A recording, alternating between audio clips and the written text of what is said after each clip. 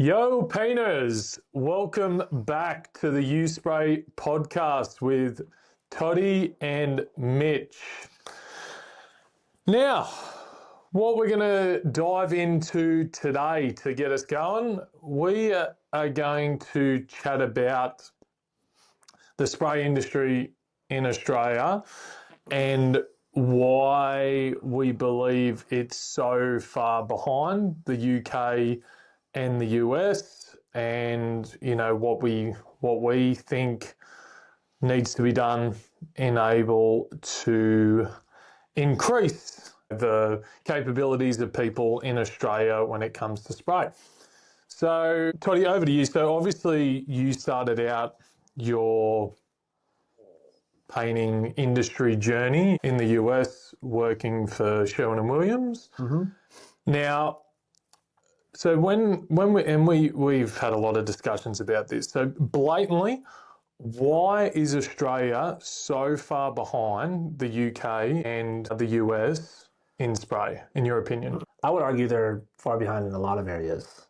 Like, to give you an example, it actually blows my mind here how, from a tinting perspective, in the US, like the ability to tint and color match was so much better. So, like, for example, if you every time someone brought in a tin of paint and we tinted it, let's say color match, for example, did a color match, they could leave and in 4 years' time come back, it's still logged in the system.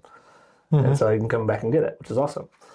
If you got a color match, I don't know what it's like now, but when I was working for Sherwin, someone could come in and buy a liter of, you could touch up your paint basically and you wouldn't see it. Yep. That's not a thing here in paint, which is wild. And that without really good technique and skill. And so like that's all different. I remember one time, you hear it all the time, the boys from Tolman say, oh, John Matthews come here and just telling us how, the US mistints more paint than Australia sells a year. It's like, when you hear things like that, no one cares about Australia. From a corporate perspective, it's like they're just there so we can win jobs. And it's like, so there's not a lot of resource invested into Australia to be better. For whatever reason, I don't know why.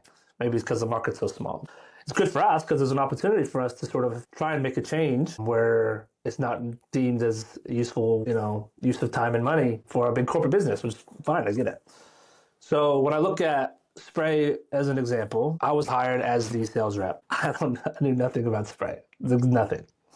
Okay.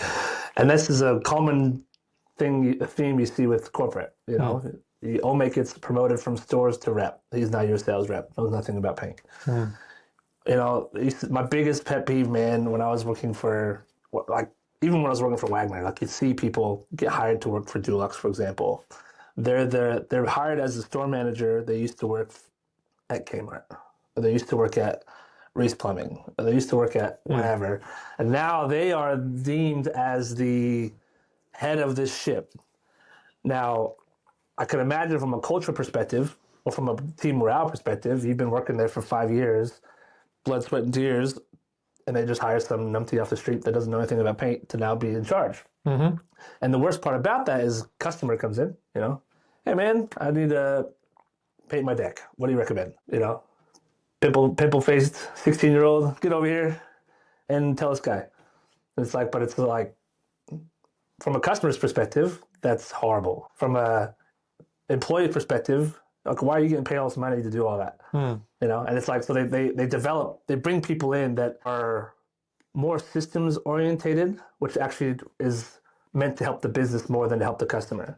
Over time, that's just getting worse and worse and worse and worse. So you're hiring people to do a job instead of hiring people to maintain a relationship and good culture and all that sort of stuff. That extends to everything. So it's like you go into spray, for example. I was the spray guy. I knew nothing, And when you've been commonly referred to as the spray wizard of your generation. The songbird. But it's like, and I naturally want to learn stuff. So I would go through the effort of trying to learn stuff. We had great resources. Hayden was there. Hayden was a weapon. He could definitely provide value with that for most things. A lot of things that, he wasn't very good from an application point of view, but he was from a technical point of view better than almost anyone. And so it was like the outcome of that is all determined on someone like me who finds value in learning. So it's like, send them to a service center. It's like, I can't do that. I just spent the last 30 minutes convincing this guy to buy a Wagner, and the circuit board blew before he could even put any paint in it. You're telling me I can't just replace the machine for him? Or this guy's got a brand new machine, it won't prime. I mean, I sent him to a service center, and it's like that's what it was. And so I basically was forced into a position where it was like You're restricted in what you could yeah, but it was like either I find out or I don't. do. Yep. And it's going to either have a positive impact on my personal brand or a negative impact. And yeah, so I made it my mission to basically learn that stuff because you very quickly realize that nobody knows this stuff. And the amount of products that get released from a paint perspective, you know, I remember when Dulux released the renovation range, self-priming. Only matter of time, like only matter of minutes before they went, oh, actually, you got to use a primer. It's like, why would you release that? Max adhesion primer, you know? I don't know if at the start it had you got to wait 24 hours to apply over the top, but no one was out there rushing to tell people. Yeah. And it's like, there's nothing wrong with having to wait 24 hours, but as a business owner, if you have that information at the start, it makes it easier to plan the job. Well, I love these self-priming things like Solar Guard self-priming and that. But if you read the warranty, you actually have to put an undercoat on. There's no way that they're just going to give you a product that's self-priming because they make too much money off undercoat. Yeah, 100%. 100%. You know, and through spray, we know that most things, you know, stick like shit to a blanket, you know, when applied properly, regardless of an undercoat or not. Yeah. So from a spraying perspective, as became extremely evident, we want to work with you. There's too much money to be made in people's ignorance. That was like a light bulb being like, okay, this is why. Service centers can charge whatever they want because there's no other service centers. And there's no options. Yeah, there's no other options. Oftentimes service centers have no idea how to do stuff. Like we had one yesterday. This guy was supposed to get a repaired circuit board on a Wagner. It's just a dodgy power cord. You know, and it's like, no, most people wouldn't diagnose it that far. They just say, sorry, bro, you got a brand new machine. Yeah. So it's like, all these things are set up. I don't want to say on purpose, but they deter people from wanting to become a sprayer. When the Graco and Wagner and Dulux, like, we got to get more people spraying. At the same time, prices are going up, service levels are going down, and knowledge doesn't exist. So it's like, why would I want to spend $8,000 on a machine that I don't even know if it's going to work or not, or if I can even do it? Like, it's got a stigma about it's technical and difficult. Let's unpack that a bit. So there's limited guys in Australia that understand spray. Like you mentioned one person before, Hayden, yourself, there is a couple of others that are pretty well known for their knowledge in the industry. But a lot of guys that work for, you know, the bigger brands, like a lot of them aren't very knowledgeable when it comes to spray. As you said, they're more sales guys. They know nothing about the machines and how they operate. And look, it's typical with a lot of industries these days where you find like a younger guy that's absolutely crushed it in uni. He's got every award known to man. Bring him out of uni, put him straight into a managerial role or an executive role with no experience. And like every industry, I remember talking to my old man about this when he was in the police force. He said in his later years, he was in there for 40 years, and there was guys that were up for, you know, superintendent roles or whatever, like moving up, and they would just bring someone like out of an office and put them straight in decision making, but the decision making was around things at ground level, you know, with like dealing with riots and, you know, domestic violence, like all these things that someone needed to be involved that had experience in dealing with those issues, because, you know, they'd make a decision, but it wouldn't relate to like what read it off a textbook, but that's not actually what happens. You know what I mean? Like, and that's a big issue in a lot of industries. Getting a bit off track there, but so there's a few people in Australia that actually would be regarded as people that know their stuff about spray. But in the UK and the US, there's a ton of them, right? Now, why is that? Is it there's more training available in the UK and the US? Like, you know, do the Gracos and the Wagners of the world in the US, UK, like, you know, did they invest more in training their staff, or do they employ people that have had experience, whether they've been techs in stores or they've been applicators? Like, why is that huge difference? Like, what's the difference? I think a lot of it has to do as well as, you know, in Australia, because of scarcity and you know, the way the economy is set up here, you can work on much larger margins here, and so there is a little bit room for error if you don't get it right, or if you upset someone or lose a customer or whatever. Yep. Whereas in the US, it's all really low margins, 10%, 15%. So everything's got to be ultra efficient. Yep. Even from a builder's perspective, like you have low wages, guys that are just crunching out machines, jobs or whatever. Yep. And it's like, so you kind of have no choice, because it's like if you don't become the best operationally, you're just left behind, because you know you're 4 jobs behind. Yeah. You know, whereas here you have the freedom. You can take, you know, weeks and weeks and weeks painting a house.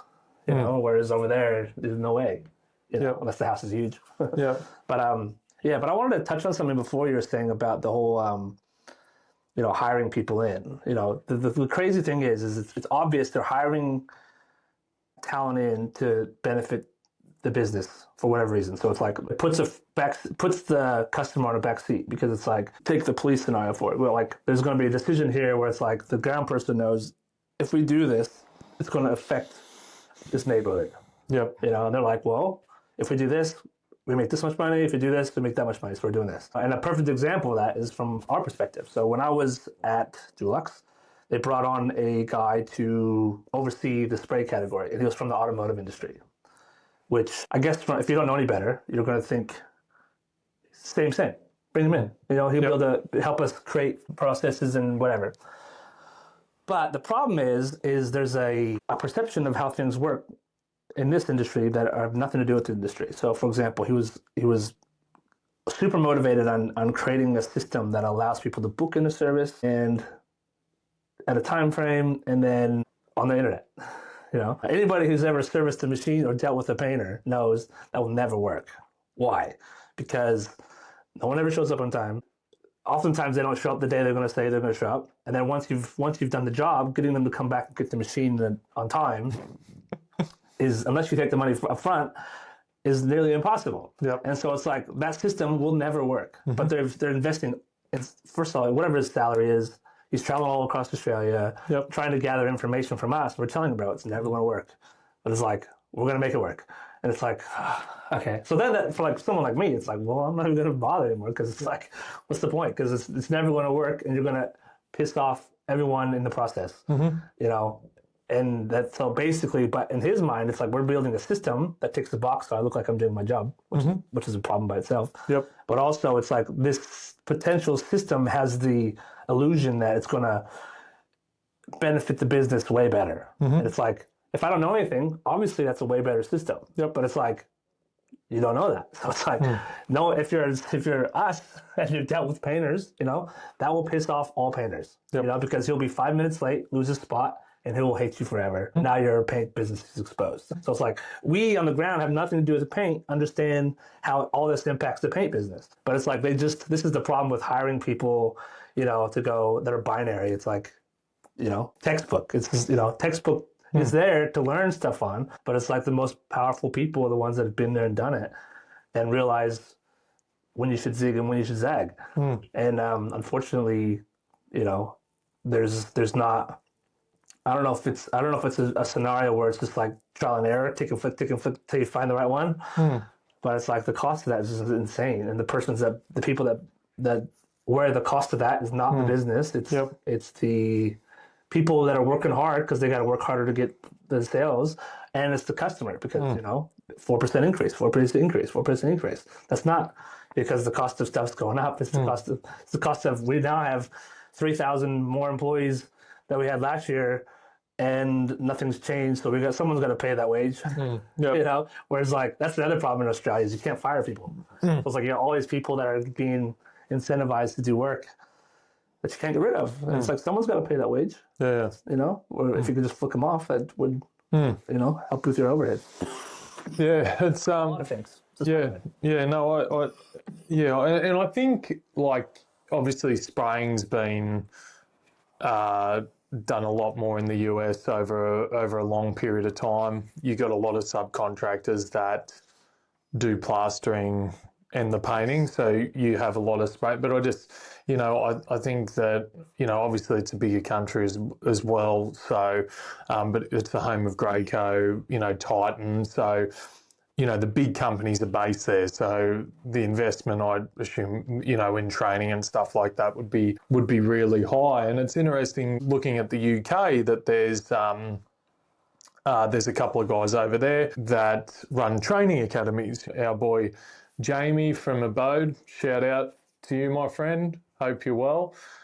Applicator, did really well. He was a house painter, wasn't earning a heap of money, working his ass off, went into, spraying and fine finish work, kitchens, and then developed for there. Now runs the Boat Academy. And, he's an applicator that has turned into a trainer to show, painters how they can upskill and start earning more money. And kudos to him for doing that. And the number of guys that he gets through is just amazing.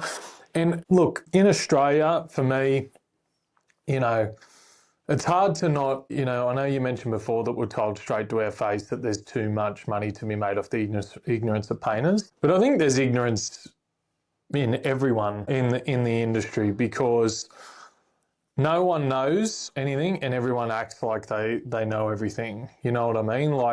And the only way that you know things is by experiencing them. You've had a lot of experience, you worked at Wagner, worked at Dulux, you've been a tech, I have application experience. I've experienced understanding and fixing machines because I had the pain point of, paying ridiculous amounts to have my machines maintained, and then they didn't work. So I was like, fuck it, I'm going to fix them myself. And then other painters asked me to fix their machines because they had the same problem.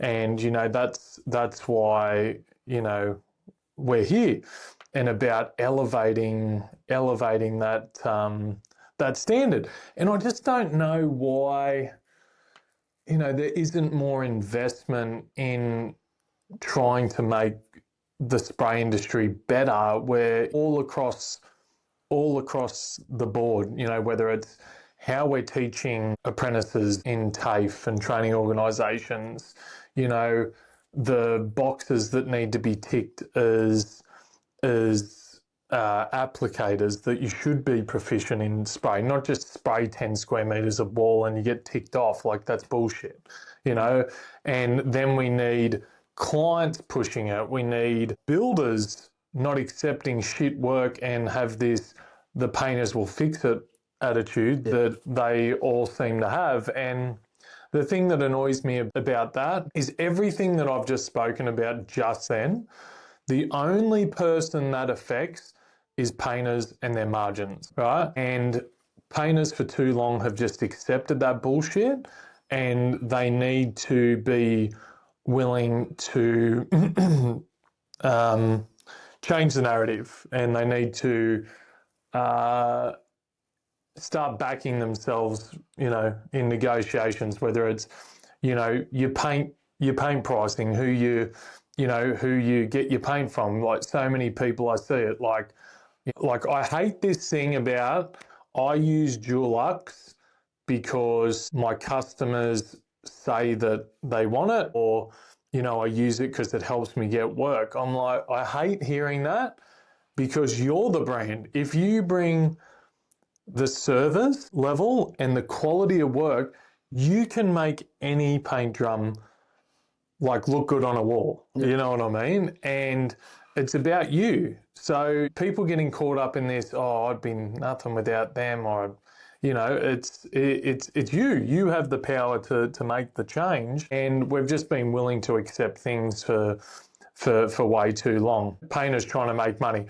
I want to spray ceilings, walls, and I talk to painters. They're like, I don't even bother finish the ceilings or the walls. I just put undercoats on. I'm like, you've gone through and taped it up. Why? Oh man, by the time electricians go through and mark all the ceilings and cut out the wrong holes, it's just not worth it. And I'm just thinking, the only person who loses money is you.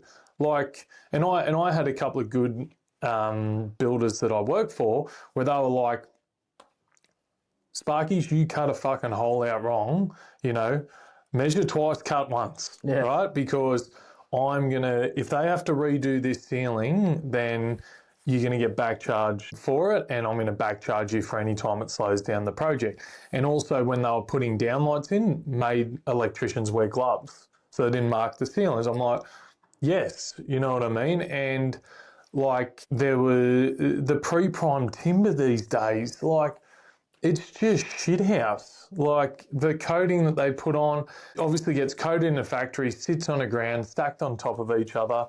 Like, when you're going around patching and sanding frames, like, a lot of the time you're sanding imperfections out of pre-prime, like the coating that's on there. And I'm just like, you know, and then builders asking painters, oh, I need you to patch the miters. I'm like, tell your carpenters to do a better job. And I know painters always talk about how many nails are in one frame. It's like you see it and you're like, fucking hell, this frame's holding this house up. You know what I mean? But it's like, it's just the care factor when it comes to paint. Obviously, I'm talking pretty passionately about it because it pisses me off because I've experienced it. But it's not, you know, it's gonna take everyone saying, you know, no, I'm the painter. Like, I'm going to stand on, you know, my business about I am the brand. It's not what paint I'm using. It's not what spray gun I'm using. You know what I mean? And just don't accept, you know, shit anymore. Like, I mean, it's, you know, guys, like I had a guy the other day that we're talking about. He goes, mate, these price rises again. It just doesn't stop. I said, well, what are you doing about it? Well, nothing. Well, I said, he goes, well, what would you do? I said, okay, if this guy's giving me a price rise, I said, I don't get price rises. And he's going to say, well, sorry, yeah, you do. Cool. Go over to Hames. Say, hey, mate, I've got 100 grand worth of paint a year. What are you going to give me on pricing? This. Go with Hames.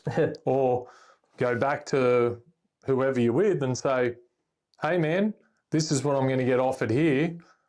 What do you think about this? And then if they try to call you bluff, tell them to go. Like, I know it's like daunting, oh, I don't use this product and that, but mate, between different solutions and brands, it's the same thing. It's not going to be the difference between you losing and winning a job. Because if you really think that, you're actually not as good as you think you are. Yeah. You know, and don't accept it. You have the power to do that. We heard a story firsthand not that long ago where that exactly happened. So yeah, I think the industry is getting better. It's building. Obviously, we're doing our bit to try to raise the bar by helping people get more educated and proficient on spray and understanding what they're capable of. Because, I mean, look, it is daunting to think about and people don't like change, but if you're sitting there in your business and you're going, I'm just making no money. I'm like, the easiest way for me was you change one thing you can do is start spraying more. So you can increase your profit margins from 10% to 30%. And people go to me, no, I'm not spraying, brush and rolling's quicker. I'm like, all right, so if you're a carpenter, I assume you'll just use a hammer to put all your nails in, you won't use a nail gun. No, I'd use a nail gun for sure. Okay, but you're not willing to use a spray gun.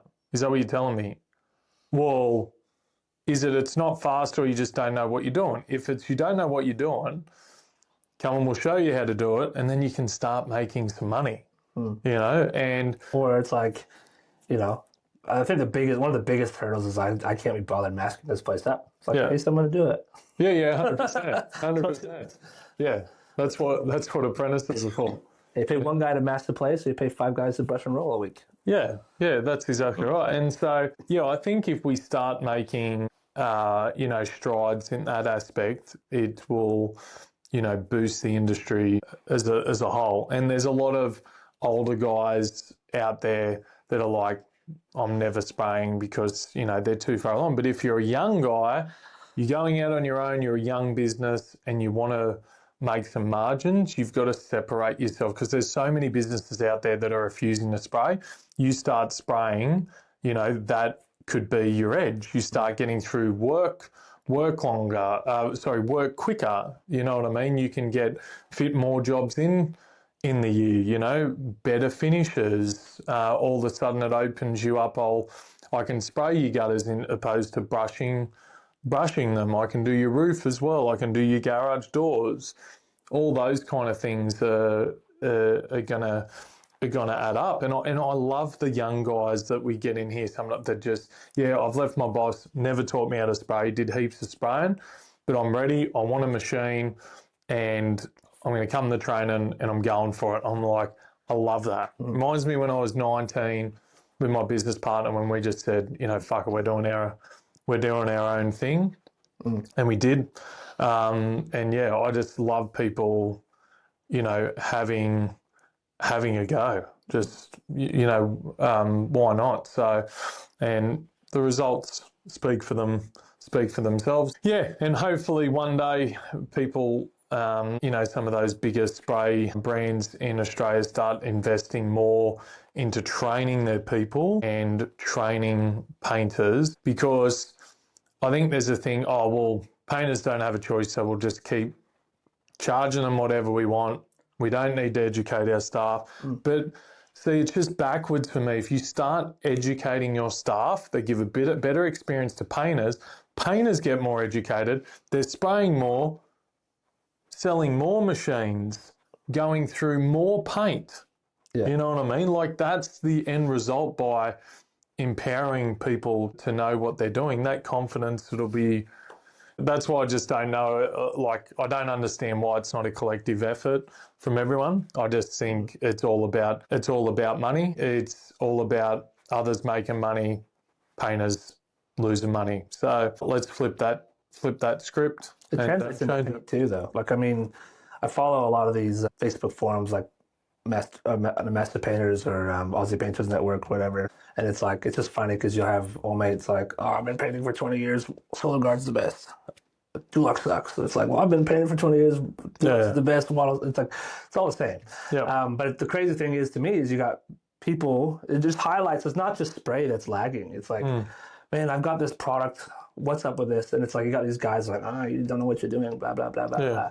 Fully forgetting the fact that they've went through all this pain to try to get to the point where they're at now and they can fix it, because there's no one out there showing them. And so it's like, it's apparent how many people are like, man, why am I getting flashing? Or why am I getting this? Or why am I getting that? It's like, it's totally reasonable to say you should know that as a painter. But unfortunately, they don't, because no one goes out there and shows them. You know, it's only the guys that have experienced it, like you, that have gone through 20 years of pain to figure it out and realize, my system works. I don't care what anyone says. You know, I'm not going to listen to some sales rep who used to work at Kmart last month tell me how to paint. We are obviously trying to make a difference in the spray perspective, but there's definitely a lot of room for the same sort of improvement and opportunity in the entire industry. You know, you have guys that have never painted, teaching guys how to, you know, like epoxy a floor. Yep. It's like, that's crazy to me. Yeah. So it's you know, really the guy, I guess if there's one thing that I would want people to do is like invest in yourself, take ownership, because at the end of the day, you're the only one who's going to be told is at fault if there's a problem. Yeah. And so it's like, whether that's spray, whether that's anything, it's never going to be someone else's fault. Yeah. And if you have a better way that doesn't align with, you know, the status quo, then so be it. Well, that's the whole thing as well, like being brainwashed into thinking that warranties matter when manufacturer's warranty doesn't mean shit. And that's in my experience and a lot of other experience of other painters that I've spoken to when it comes to warranty time, that, you know, it's always your fault. And even if it's not, we'll give you a couple of drums. Yeah. Yep. So not the loss of the time you spend fixing it, the loss of pissing off whoever it was, that you're doing the job for, you know, the money you lost, the time, everything, you know, all adds up. Painters need to realize the only thing that matters is your applicator's warranty. So whatever way you do things, do it your way, stand by it, because there's no one else coming to save you. You got to fix it anyways. Exactly right. So remember that you're the brand. On that note, we'll finish another episode of the U Spray podcast. Thanks for joining us. Until next time, keep spraying.